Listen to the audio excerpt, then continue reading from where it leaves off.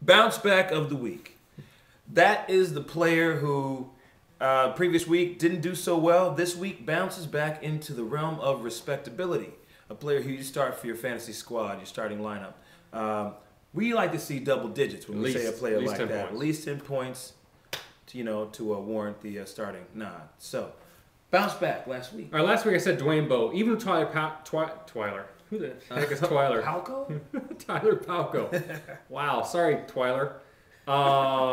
Speaking of which, that's about the worst starting quarterback I've ever seen in my entire life. Anyway, he did not bounce back. Bo only got 8 points, and it was a terrible call on my part. I also had honorable mention Frank Gore and Adrian Peterson. Neither of which of them bounced back. Both tied for 20th. Brutal calls. Yep.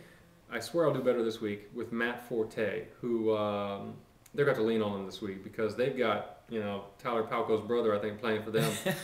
And against the Raiders with the worst, sixth worst running back defense, and Forte bounces back into at least 15 points this week, maybe in badass territory. Ooh, big call, big call. Yep.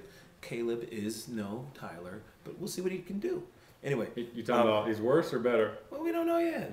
But he has played in the playoff game and did okay. That's good to hear. Anyway, my bounce back was, for last week, was in fact the aforementioned Adrian Peterson. He did not bounce back. No. The week before, in fact, he had more points. He had no, that's not true. Yeah, it actually is true. He had 12 points last week, and I think this week he ended up with like 11. Wow. So back down to earth. Back down to earth. So not the bounce back player we were looking for. The one I'm calling for this week is Eli Manning. Manning is going to have a field day, or I should say an air war with the folks down in New Orleans. He was outside the top 20 in terms of quarterbacks, productivity, fantasy football points-wise last week. And this week, I'm telling you, he's going to bounce back.